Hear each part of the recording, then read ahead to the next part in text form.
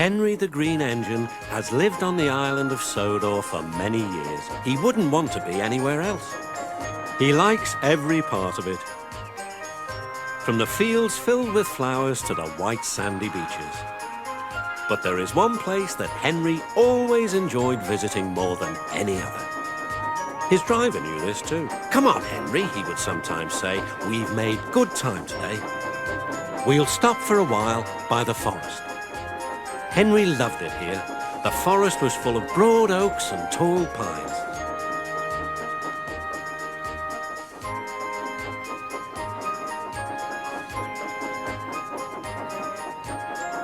Henry could remember the day long ago when he and Toby brought some new trees to be planted, and Terence and Trevor helped haul them into place.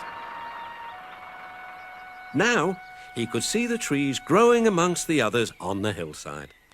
Henry always felt better for being here. He couldn't really explain why, but his driver understood. "It's peaceful," he said to Henry. But one night, everything changed.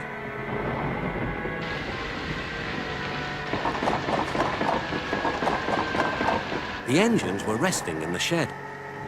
"Listen," said Thomas. "Can you hear a strange whistling sound?" "It's the wind blowing outside our shed," replied Toby. "But I've never heard it like this before." "Do you know," added James, "if Gordon wasn't here now, I'd say it was him thundering by with the express." All the engines laughed, except Henry. "I hope the wind won't harm the forest," he said. By morning, the fierce winds had gone, but the damage was done. Henry's driver came to see him in the yard. "Trees have fallen on the line," he said. "We must help clear the tracks." Donald set off with the breakdown train, and Henry followed. Trees lay everywhere. The hillside now looks so bare. Henry felt sad. What will happen to all the animals who live here, he thought.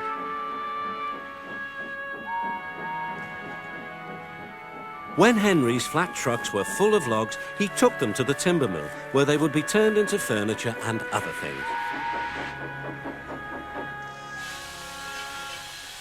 Henry was glad the wood was being put to good use, but he was still sorry to lose part of his forest. "Oh dear," sighed Toby to Thomas. "I wish there was something we could do to make things better again." "Yes, indeed," replied Thomas. "But what? We can't mend broken trees." Toby puffed slowly into the yard.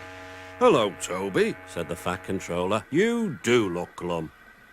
"I'm sad about the trees," said Toby. "And so is Henry. The forest is a special place to him. Now some of it is gone." "We'll soon put that right. I have an important job for you, Toby. I would like you to take some trucks to the forest." When the trucks arrived, Toby was delighted. They were full of splendid young trees, all ready for planting. "This is the best job I've ever had," said Toby happily.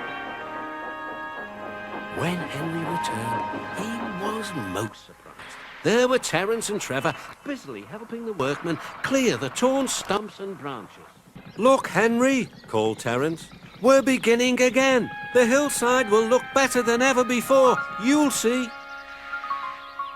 Now Henry can see the new trees growing strong and tall, and the animals that were frightened away are coming back. Sometimes it is very quiet, and at other times Henry can hear leaves rustling or a bird's wing brushing the air.